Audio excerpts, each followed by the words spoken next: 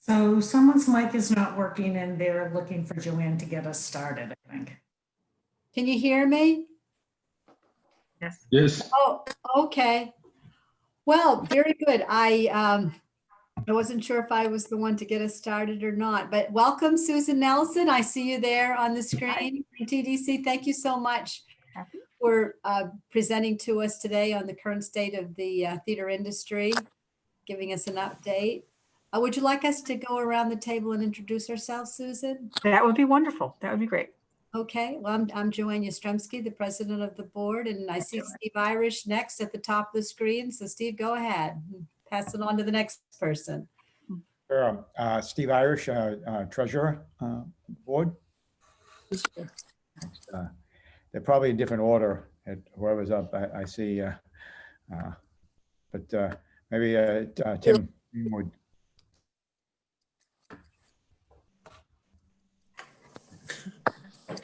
I'm Terry Howard. I'm a board member. Dan France, board member. Wish list in the background. Oh, okay. Hi, Susan. I'm Ruth White. Been on the board. This is the end of my 9th year. Former COT, Committee on Trustee Chair, and a member of the Executive Committee. I'm Evan Shapiro. I'm Vice President of the board. I've been on about 3 years. And on my screen, Tim Greenwood, you're next. Yes, so I'm Tim Greenwood. I'm probably the newest board member. Been on maybe 2 weeks. I'm Alice Moore. I've been on the board for, I think, about 4 years. Mm-hmm. I'm Jack Moynihan. I'm secretary, and I've been on the board for, this is my 7th year, I think.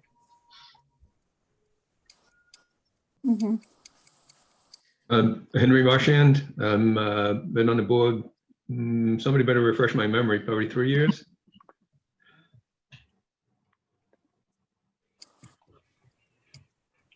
I think, so I'm Bonnie Barquez. I'm the executive director. You all know me. I don't know if Susan got a chance to introduce herself. Susan? Go ahead. I forgot to unmute. I'm sorry. Susan Mitchell right here. And okay. Oh, go ahead, Ann. I'm Ann Kaiser. Home cooking in my pajamas right now.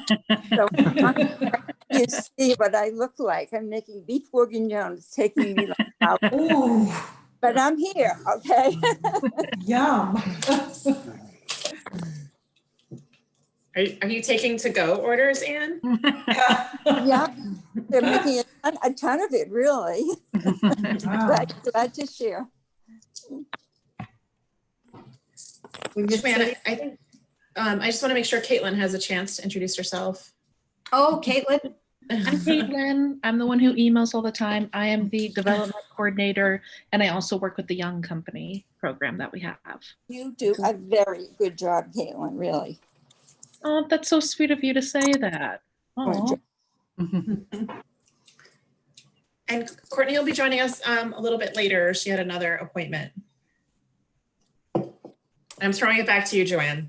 Okay, well, I think that I'm going to just say a big thank you to all for being here today and taking your special time to dedicate it to learning more about the theater industry and MRT. And I just can't wait to hear from Susan. She always is just so full of knowledge and good information to keep us on the ball and keep us informed. So I guess I'll just go ahead and turn it over to Susan. So you have plenty of time. Susan, how long do you expect it you'll need us to be here today?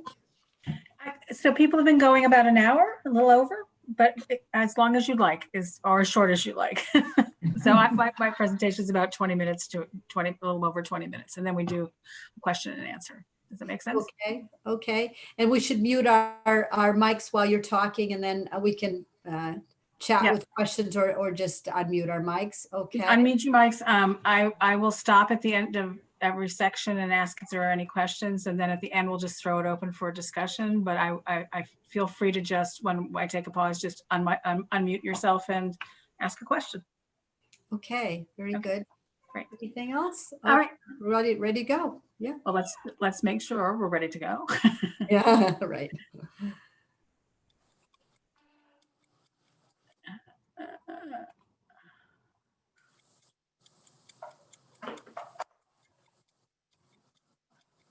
Okay. Can you see? Yep, excellent. All right, so I think this is the, thank you again very much for having me. We really appreciate it. I really enjoyed coming to see you at the beginning of Bar Klarman and having a chance to talk to many of you in a presentation about capitalization. Today, I think what we're hoping to share with you is what we've been thinking a lot about with different organizations as we've been talking to them about kind of the state, as Joanne said, the state of the moment. What is happening?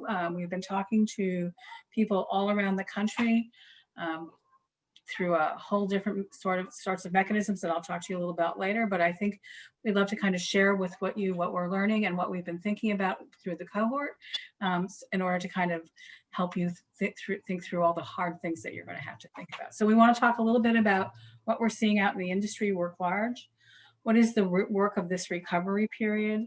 And then we know that it's really all consuming to think about the current moment, but we also think that thinking about the current moment requires us to think about our long-term challenges and opportunities. So we want to talk a little bit about the framing of that and then open it all up for discussion. So let's talk a little bit about the current moment. I think where we're starting and talking about people with people is that this transitioning out of social distancing will be much longer and slower than we initially anticipated. And the fact that the public health guidelines are constantly evolving, they're not linear. This idea of flipping the switch to return to pre-pandemic capacity or offerings is much a thing we want, but a thing we can't seem to get our hands around. So our usual planning and decision-making processes have become somewhat insufficient. This idea of having to conform and think about public health and safety considerations have added a new dimension. The ever-shifting landscape requires continued rethinking. And a lot of the demand stoppage that we are experiencing as you well know, has frozen all our usual cash mechanisms. So our ability to kind of think about using next year's subscriptions to get project funding, to run capital campaigns in the same way, in order to put cash back into the system are really challenging us to think differently. And finally, we think we have been seeing, and I'll talk about this more, that the end of social distancing does not necessarily mean a return to normal. Audience behavior, of course, will be linked to, but not dictated by public health guidelines, and the transition may accelerate current behavioral trends in our audiences. So what do we mean by that? As many of you know, throughout the country, subscription behavior, single ticket behavior has been declining. It has not been disappearing, but it has definitely been declining, and it's been changing shape and size. And coming out of this pandemic, we think actually some of the behaviors that we are used to depending on might look differently. We have been learning a lot about, through a lot of national research, about how audiences are thinking about the pandemic and when they'll come back. And through all the national research we've been looking at, what we've been learning is that over 50% of folks will not come back into a theater, especially a theater, until there is a proven vaccine. Not a vaccine, but a proven vaccine. So for many people, that means that we are talking at earliest the fall of 21, but could be into 22 for fully non-distance performances. And so that's something that people have really got to be thinking about, because not only are there public health guidelines, but there are how people are reacting to public health. We also have learned through this work that a statistic I find fascinating for our audiences who identify themselves as interested in arts and culture. They say that up to 70% of those audiences say that they have somebody who has COVID implications. In other words, they are more susceptible, they have immunity challenges, they have age challenges. 70% of those folks say somebody in their immediate orbit is more likely to get COVID, and they therefore are worried about coming out of the house and being more socially distanced. And that number is different among the general population when you contrast it to the more culturally specific world. So this idea about how and why people are coming back against public health goals is something that is much on all our minds. So we think about the COVID response in these phases, and if anybody who's come to some of our scenario planning pieces, you might have seen this before. We think of emergency, recovery, and rebuild and repositioning. We believe we are fully in the recovery phase where we're trying to design and launch some alternative programming before we actually can rebuild and reposition. And again, as I said before, many of us thought this would be a short period, but it feels like it's going to be a longer period as we really think through what it takes to recover. As I said in the beginning of the piece, we've been out in the field talking to people. We have been conducting something called the Arts Field Scan with 500 arts and culture organizations around the country. We've been interviewing them, surveying them about what they have been doing in order to respond to the pandemic. And we've learned a couple of different important things.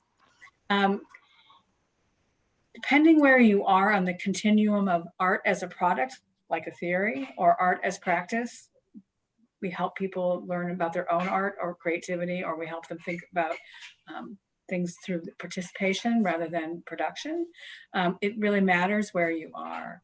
So what we've also learned is that the importance of in-person experience that is critical to fulfilling your mission is also judging where you are. So if you are a producer of art on the left-hand side and it's important that there are people there in in-person experience, there are fewer ways to fulfill audience demand and mission, leaving you at the most vulnerable. So for theaters, this is the place that most of you are sitting, as opposed to organizations who can deliver something digitally all the time and are working in the practice session. So this corner up on the left-hand side is where we find the arts and culture field to be most vulnerable, and the folks and are really have the fewest ways to meet audience demand at this time. While that seems amazingly obvious, what I will say is that funders have not kind of differentiated yet in the field about this. And so talking to your funders and supporters about how critical it is to understand the fact that you have fewer ways to fulfill demand and mission will be really important in your long-term communication for how you want support through this time, because there are other organizations who are coming at it in a much different way. So here's the other challenge that I know you're all talking about because we've talked about it with you many times. The other challenge that we're seeing is that the national conversation about structural racism, inequity, and bias have come to the fore.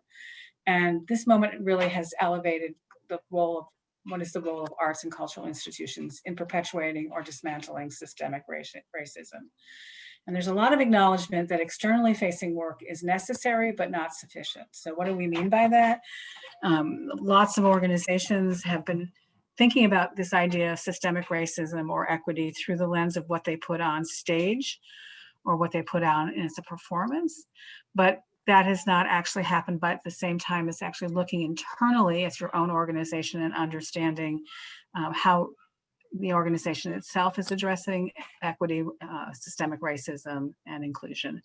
And so this idea of working from within rather than from putting the product on the stage is much on people's minds. And so organizations, leaders have to share a path forward amidst varied perspectives on how to accomplish this. Folks have been sharing with us throughout the country that boards and staffs are having a hard time aligning with the speed and depth of change, and actually it has become a huge part of organizational leadership to address this issue in a timely way. And people are being very blunt about it. At this moment, it is hard to lead and understand how to create the vision and the path forward. And finally, this idea of the conversations about structural racism has really affected philanthropies, business as usual, because the funding community is being challenged to reflect on and move quickly to correct all the inequities in which it distributes capital. So in national conversations we've been having with foundations and philanthropic leaders around the country, this idea that it is their moment in time to change how they fund and why they fund through the lens of equity has become very prominent conversation, and a conversation that is really forming how their response to COVID will happen. So this idea of who should they invest in the long term, and how they should put their capital back out for organizations to emerge out of COVID-related things will happen, we believe, through this lens of how are organizations working on these issues. So taken all together, it's a challenging time for all leaders. Organizational leadership sits at the centers, marshaling staff and board in response to these urgent issues of both COVID and racial equity. And navigating each of those issues, let alone both, is testing and stretching all leaders' skills. It's not like this is something that has happened before at this moment. And most leaders are operating from a position of financial constraint where the need will only deepen, especially in theaters where we see this total lack of ability to push demand and satisfy it.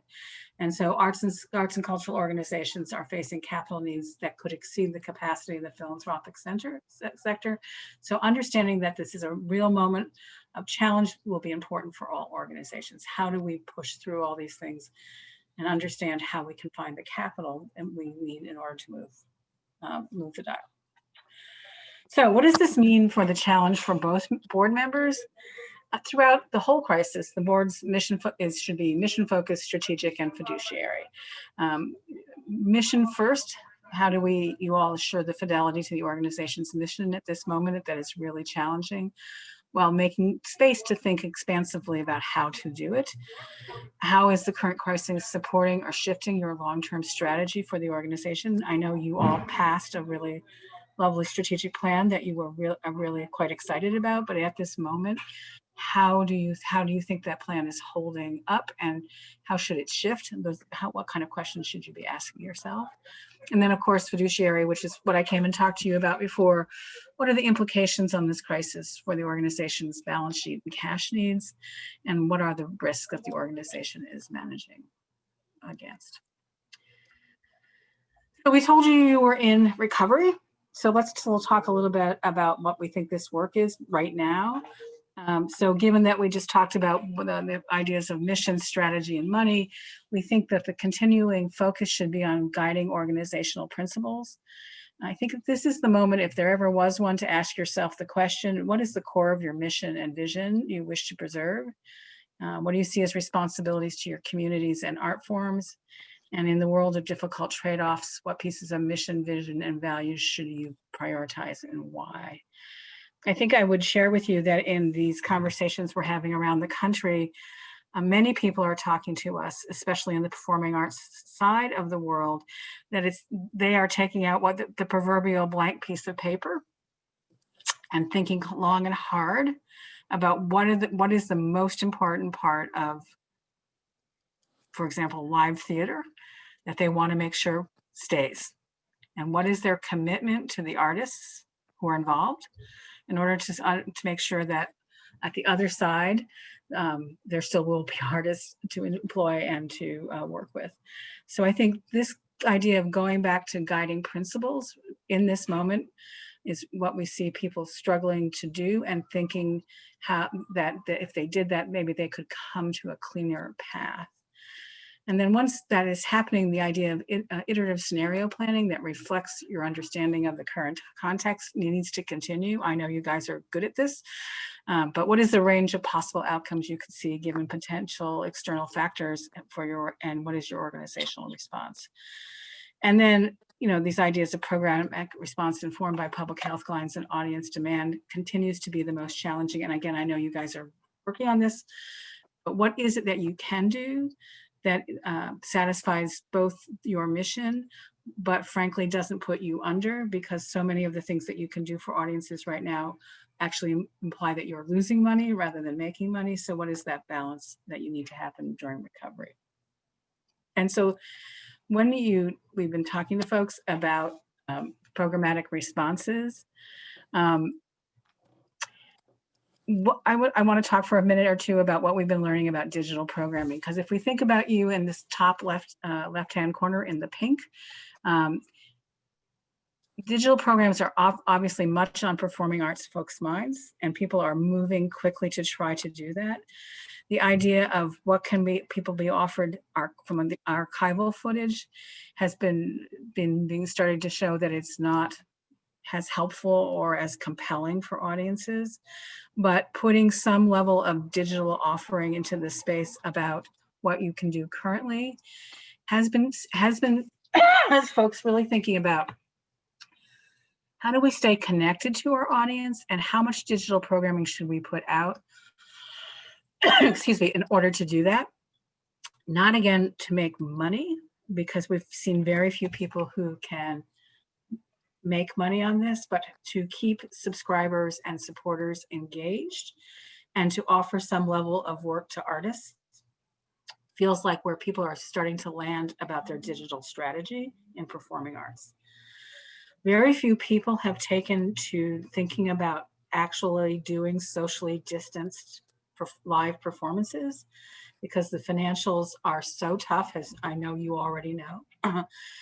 And the money you need to spend in order to make the buildings work for you, again, are so, can be very expensive. And so people are actually opting not to go that way. And so what we're really seeing is people moving on to the live digital streaming in order to keep current relationships and provide work, and not doing socially distanced performances writ large. There are a few, but we haven't heard a lot about many because of the amount of loss financially that it would take both on a capital side and on an operating side. Okay. So what do we think the board's role is in recovery? Is continue to hold the standard of mission, not model, support staff ability to respond flexibly to changing circumstances, interrogate the balance between costs and benefits, both tangible and intangible, of programmatic choices, and have shared accountability around key decisions points on benchmarks around the money, and track the capital you will need to achieve the footprint. I think one of the big live conversations we've been hearing from organizations we've been interviewing is this responsibility has started to include the conversation of how much capital do we need to raise, not only to continue in this recovery period, but in order to actually come back and do live performances, and how far in advance do we need to do that? So, as you know, you've shrunk immensely. Your expense base is much smaller, but in order to put performances back on when you come back online, you will need to plus up. You will need to hire people, invest in productions, et cetera. And so how much cash do you think you need in order to do that? And how far in advance do you need to make sure that happens? And finally, this idea about thinking about your assets in recovery. Some of the questions we've been saying we think people need to be reflecting on, and we've heard people reflecting on, is your biggest asset is talent. How do you support staff during this time? And how, as I just said, how do you have sufficient capacity to grow back? What level of reserves do you need to retain or achieve, and why? If you have endowment, how do you use it? And then if you have facilities, what is your stance on maintaining your facilities during this point of view? I think people are coming down on two sides here. One is, as I said, many people have decided not to do socially distanced programming because of the level of additional investment in their facility they will have to make. But there's another question as well, is ongoing deferred maintenance or upkeep during this time period. Is this something where you'd want to put your money, or would you like to hold it back and leave your building as is for the next couple of years and not spend the money there? Okay. So that's the kind of the short-term ideas that we've been talking to people about and people have been reflecting on. But then people really, what the bigger questions are is, how do you think long-term? So the biggest challenges about thinking long-term, as you already know, I'm sure, is that you're planning against an undefined endpoint. You're uncertain what normal will look like. I will tell you, we ask people in all our interviews when they think they're coming back. The earliest we hear people coming back as for the vast majority is the fall of 21. But some people are starting to say now the spring of 22. Because of the pipeline problems, the fact that we are in such an unstable place against our current public health guidelines. And again, I would say the pipeline. How long will it take people to get performances, productions back up? When would people feel comfortable about signing contracts? When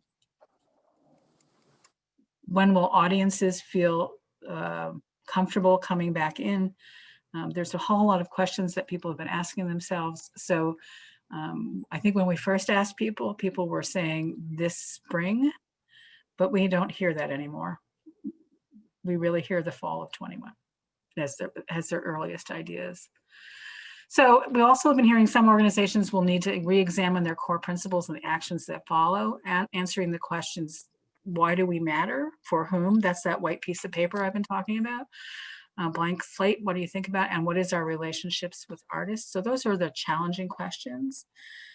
Looking forward, long-term thinking, though, can help you inform some of the short-term choices you have. How can you use this recovery phase as a testing ground rather than a stopgap period? Are there things you can do during this time that actually you've always wanted to think about how you do live performance, what you do with live performance, who you work with? Is there something you can do in a testing ground period that keeps your relationship with your audiences live and ready, and relationships with your audiences live and ready, that would actually help you in the long term? And resetting against a new normal can catalyze a different kind of rebuilding. We've talked about this on a smaller call. Fixing the things that weren't working before the pandemic around either your contracts or your relationships or how you work with folks. Can you actually take this moment and think about how to fix some of the things that are broken? And then this idea it presents an opportunity to reimagine and renegotiate some of the norms of the sector. Again, there are things that often work against us that we just assume that's the way to act, but are there ways that we could get around that and think differently? So this idea of just like, what is the work of recovery? What is the work of rebuilding once you're on the other side? What could it look like? It could look like returning to and enhancing pre-pandemic programming, re-engaging and re-envisioning strategic initiatives, rethinking your organization's structure to better support program and mission, using different and new modes of delivery to meet demand, and building new programs to respond to different audiences or markets. And what would you need to know for this work? How might your market respond? To what extent would this shift the way you are perceived? We had a great call with the leadership team where, it is clear that your subscription model has not been broken. It has been actually working in your favor. But understanding what your market might do as you shift over time, and is there something that you could do differently or think differently about your product, and how would your market know about it and learn about it and then respond to it? Are there business model implications? How would your revenue and expense structures change long term? What would a new organizational structure look like? Do you need to look leaner and meaner? Most of the folks that we've been interviewing who have been thinking long term, so which is maybe about half of the sample, have been saying that they believe coming out of the recovery, they will be about 70 to 75% of the size they were going into the pandemic. And so what does that mean from an organizational structure point? What does that really mean for how you might look? And then what kind of capital would you need to actually rebuild, as I said before? the last thing I'll talk to you about before I open up the floor is one of the things that people have been really talking to us about a lot is, rather than just rebuild or reposition what we've been doing, could we actually truly try to disrupt and reimagine how we work? And what would that even mean? I'm sure that many of you have been hearing this idea about reimagining. It's much on people's minds, and yet when they talk about it, nobody knows really what that means. And so here's some questions that we've been hearing and we'll put back out to you. Why people are even talking about it is the sector has been talking about reimagining for a long time. We've talked all the time about how our audiences do not reflect the communities we wish to serve, and that we bemoan the fact that we can't seem to get there. And we've been talking about that, frankly, for 15 years, and nothing's really changed. Partnerships and collaborations are often highly transactional in a community rather than reflect the mutual needs of organizations.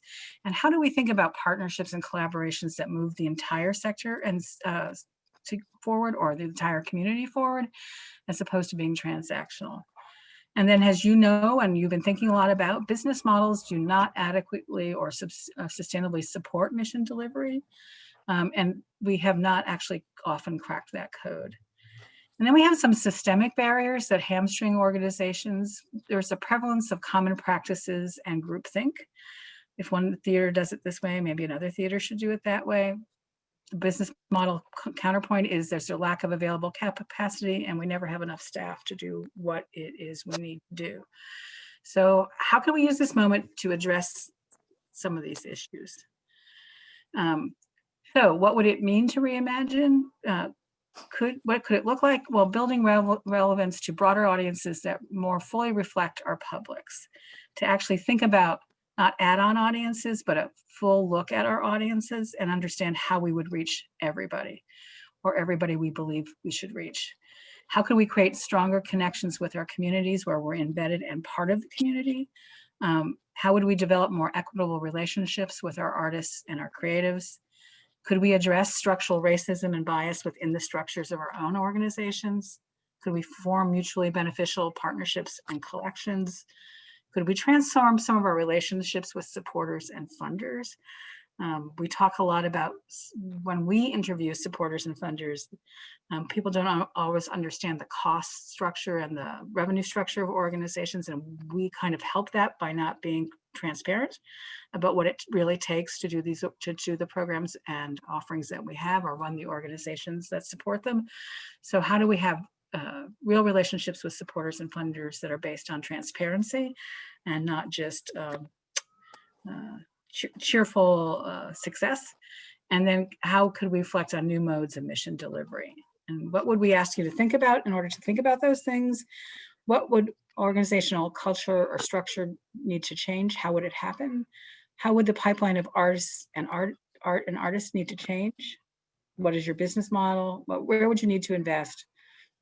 How long would it take to reimagine yourself? And how much capital would you need? So I didn't stop, I'm sorry. But I went all the way through. So I would answer any questions people have or open up the floor up to discussion, but I'm happy to answer any questions that people had along the way.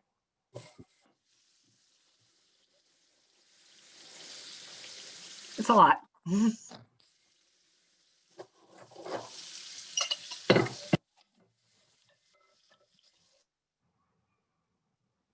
Well, Susan, let me start and ask you if you can comment on our steps that MRT has taken so far, and you know what those are, and you think we're going in the right direction. What more could we do, especially strategically? And yeah, I think, you know, you guys are doing, I think, the best you can do around moving forward all the different pieces. I think you have been thinking smartly about digital and how to move forward. I think the question I would have, I think everything you've shared with me is thoughtful and highly responsive to this moment.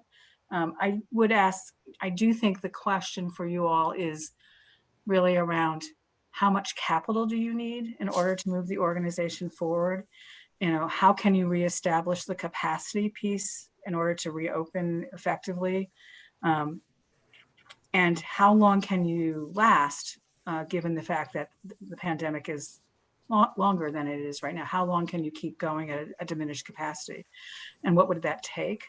I think everything you're doing now is smart, thoughtful, and very strategic, to be honest with you. I would expect nothing less. But I think it's the longer term questions that we're really asking people to grapple with, because that's what we're seeing. We're really seeing that that it's going to last a lot longer. That's the most simple way I can say. It's going to last a lot longer. It's just going to last a lot longer, and it's going to really challenge organizations to have enough cash, retain enough talent, and actually find the pot of money to come back. Does that make sense? And with respect to collaborations and partnerships, Yeah. are you seeing any really interesting ideas that would help you to last longer? Yeah, so we are. Not at first, because I think the shock is so great. And people were just trying to tend to their own fire. So the idea of kind of reaching out was hard. But in the last couple of months, I think what we've been seeing is people really talking about what does it mean to kind of share space or think about space in a different way. One of the critical issues that we see, I think, and we shared this with you before, is actual performing space is going to disappear. We think about half of the venues are going to close because will have had no revenue for a couple of years. So some of the really good ideas we've been thinking is seeing people think about is how do we collectively share and think about space, and how do we keep them alive? So I think real conversations about what does it mean for shared space, shared fundraising approaches around space, like coming to funders together around that, looking to other forms of money around the space in order to make it more usable for more people, i.e. governmental funds. Lots of different ways people are thinking about, is there a way we can share, utilize, leverage the space? I think the other thing we've been seeing people talk about carefully and cautiously is coming back with some form of shared programming, either around education or things that are not the performance itself, but actually the wraparound things that you do to do community interest. Is there ways to come back together that will allow you actually to put those kind of things back on the forefront? Because again, if you go with this idea that there's a good chance you're going to be smaller, some of those other very important but not direct programs really feel at risk with everybody. So the real conversations about that. We've seen tentative conversations about sharing back office. So sharing financial services, sharing marketing services, things like that. I think those are harder and there's less understanding of what that will bring. But we have been seeing that. So those are some of the things we've been seeing, but I would say the leading one we've been seeing is conversations about sharing, leveraging, finding alternative investments around space in order to take that cost and either diminish it substantially, or also just find a way for people to make sure they have high quality usable space to put art in eventually. And then the last thing I will say, I've been seeing this fascinating to me, but we just started to see it, is people combining their digital offerings in a package. So you're buying into a package of digital offerings that you might not see from other people. I think those conversations just have started, but you will have seen them in that. So there are some major theaters who just opened digital platforms or TV streaming services that are really high quality, and they're looking to have multiple players in those pieces. And then we're starting to see smaller groups actually thinking, can I create a membership or a subscription that has that has a shared streaming event? So let's put 6 or 8 of us together and share all our streaming to all our folks to make the package more robust. Is that helpful? Yeah, it kind of makes me, I've said this before and shock everybody, but it kind of makes me think about the big guys like Netflix and so forth, and how you can partner with someone like that that's got a lot of money, but doesn't have necessarily live shows. Right. Right. You know, But I think I shock everybody when I say stuff like that. Well, now's the time to put it all on the table.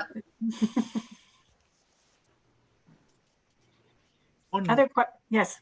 One thought I have is more informed of a question.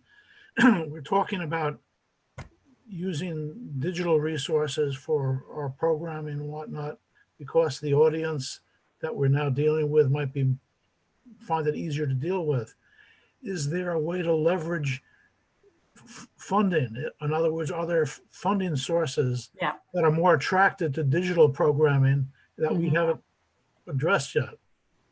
So, Terry, I think that's a great question. I think what funders are learning right now is that their dollars are going to be needed for digital. So I think what you're going to see in the new year is a lot of outreach around investing in digital in two ways. One is infrastructure, because not everybody can do it or have the quality that they need. So people are starting to ask and think about the infrastructure at a higher level, but also what are the content-based packages? One of the really, I would suggest, if you want to see something interesting unfolding, you should go look at the Pasadena Playhouse subscription. It's fascinating what they're trying to do. They have curated a whole, and they raised a lot of money for it from individual donors. They're trying to curate a season of art, that live performance that is actually appropriate for streaming, as opposed to some things that do not translate well. Then they're looking at work actually being created for streaming, as opposed to just picking anything up. But and they're working with very high-end partners, and then they're looking for other people to give them content as well. But they kind of broke through the mold out in California and actually raised a whole bunch of money for that a lot of funders are paying attention to, because they've invested in both in content and infrastructure. But I would, if you want to see it unfold and see if it works, I would suggest you go take a look. It's very interesting. Yes. Susan. I just quickly, you're talking a lot about streaming, and I know there's a big issue right now happening with the unions between streaming Actors Guild and Actors Equity. Can you comment a little on how that's going to play out, what we do? Yeah. So those norms I talked about breaking. People, those are really, as your folks can tell you better than I can, but those are real hard questions, and those are right on the top of everybody's list of what needs to be fixed in order to get to the other side. What I will say is we're starting to hear and see more flexibility, because the longer this goes, people need, and this is just true, people need work. So the idea about how you can actually make a deal happen is starting to be a little more lively and a little more open, but it is the issue right now that stands in the way. Yep. Susan, can you talk, right now our budget has shifted to be more and more reliant on contributed income, obviously. Can you talk a little bit about the trends in philanthropic giving? Who's doing more, who's doing less? What are folks reporting across the country? Yep. So, we do this study every time there's an emergency in the country, and there's a panic that people are going to move away from arts and cultural funding, and there's going to be a desert of people not giving. So that's just not true. What we see in the interviews and two other pieces of data that we've been looking at is that people who are current arts and culture supporters, whether they be individuals or institutions, have exceeded what they've given in prior years, and the giving is up. The question is for how long? So what is for how long? But people and institutions have stepped up to respond to COVID, and actually board donations are up everywhere, and major supporter gifts are up, and foundation dollars are up. Are there donors who are not coming into the marketplace, who are just new donors, who are not being attracted to arts and culture? Yes, that's a different issue. That's the whole question about younger donors not stepping into the arts and culture field as much. But current donors' dollars are up. it really is the fact that earned revenue is gone for so many organizations that makes the contributed whole so much bigger, which is what the long-term problem is about how many dollars will be there. It's not that giving isn't going up. It's just that the whole this is the first time we've seen a hole created by lack of earned revenue. In the 2008-9 recession, that's not what happened. Revenue diminished, but it sure didn't disappear. It diminished by like 20%. It really didn't disappear. And then the philanthropic dollars went up, and that's what kind of closed the gap. But we don't have a 20% loss. We have 100% loss. And so that's what's really the problem is, so long-term, before you can get back to having an earned revenue component to your business, what's the balance you need to be in, and or how much money can you raise? And for the philanthropist, the question is, to be honest, how much money do they give now to keep people alive? Because they know the demand to get rebooted, they're starting to understand is going to be huge. So that's where the real cash is going to be, because you couldn't reboot with your current cash at the level that you are right now. So you would need a big infusion, right? So you're not alone. That's everybody, unless you have a huge amount of reserves. And there, for those folks, we're saying don't burn all your reserves because you're going to need it to come back up. But I would say the dollars are up. There's an awareness that people have never been through times like this. We've actually heard donors talk about things like handing over their subscription money for no season. This is something that I think is eminently testable because they want you to be here on the other side. So this idea that it should be a truly, you give me the money and you hold it for my next time I can do a subscription, that needs to be radically tested, because really what I think a lot of close-in subscribers are saying is, we get it, give us whatever you can give us. We want you to be here next year. And if you say the subscription money is coming now, you use it now, you won't have it then. And I think people are starting to understand that. So we are seeing people communicate that pretty straightforwardly and getting some pretty high level responses. So we're really saying to people, think of your subscribers as potential donors. I mean, you already did last year, but this year, when it becomes clearer and clearer that this year will not be will not be the products that they signed up for, really having a conversation about what that means.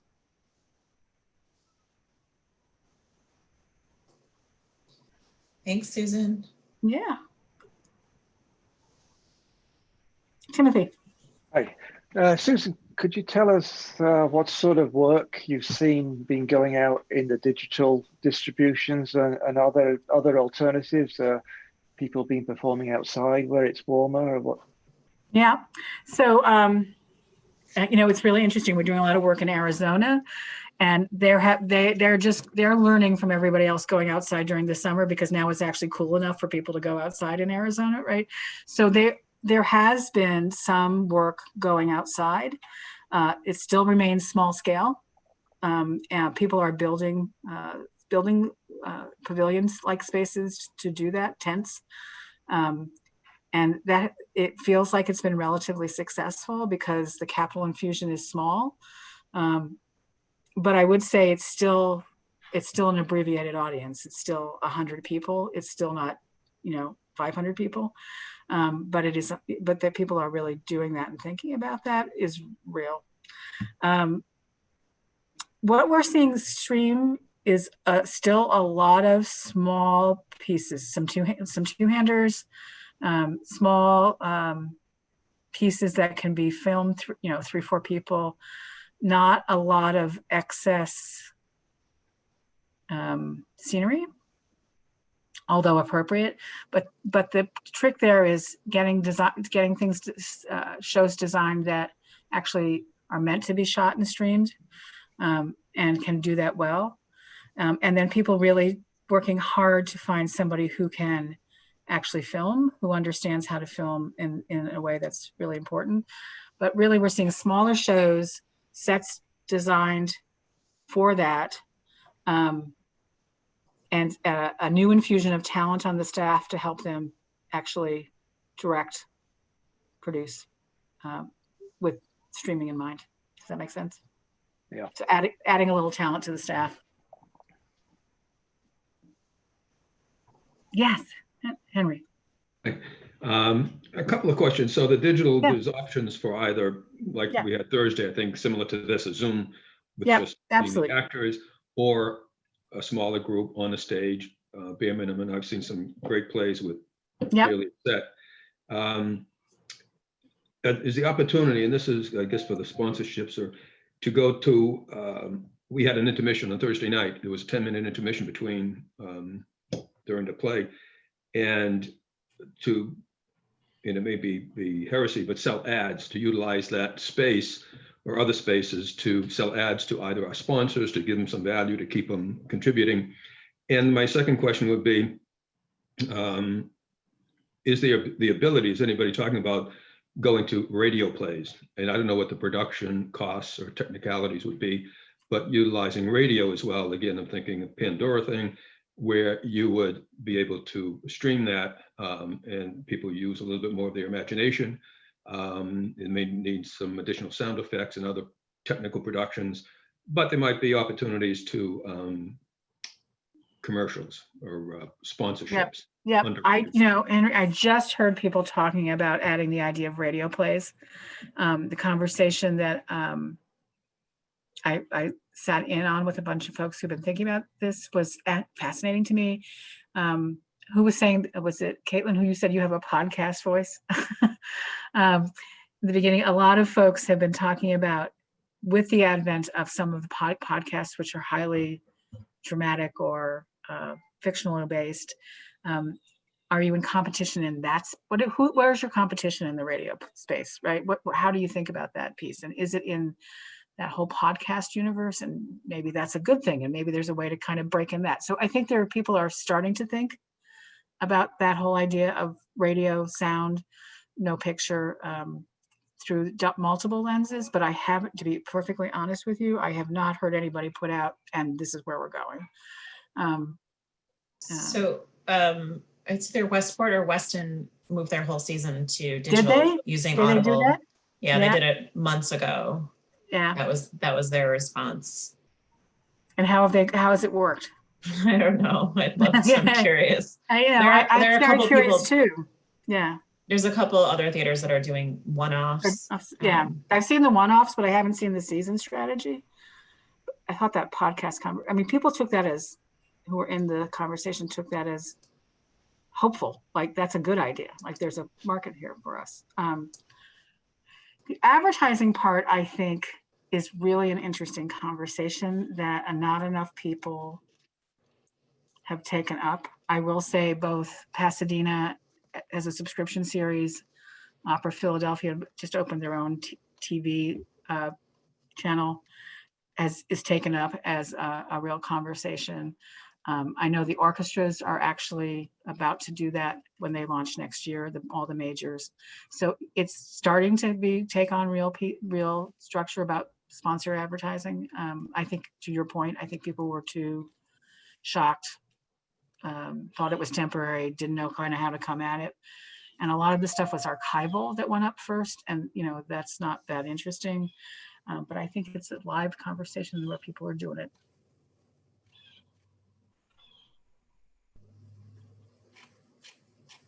Other questions, conversation?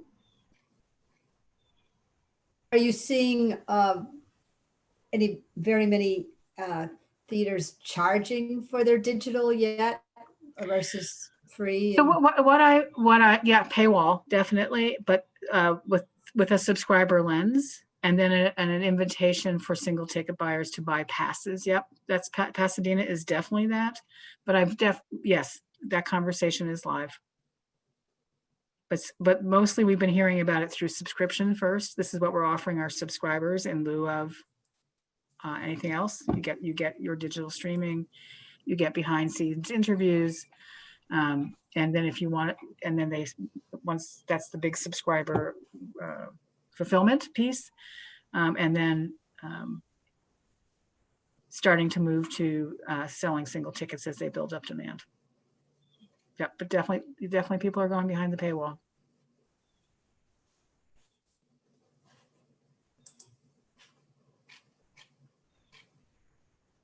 Other questions, concerns, things you'd like to talk about? One more. Yeah.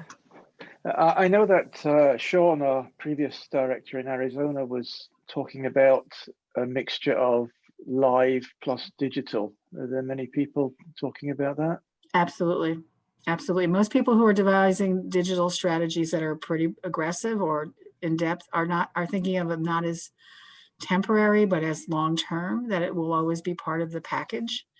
And that there's real reasons to do that are around access, the creation of art. I mean, why some things would be wonderful that way, but also this idea of having a mixed bag for people to do. I think almost everybody who's put a lot of time and money and attention into this sees it as a 10-year strategy, not as a year and a half till we get to the other side. Yep.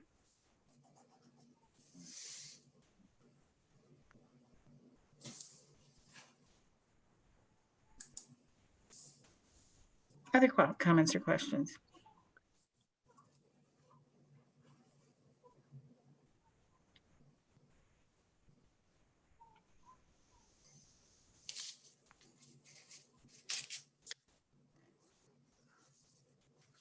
Well, perhaps we're wrapping up at an hour, Susan. Oh, I think I just heard one person.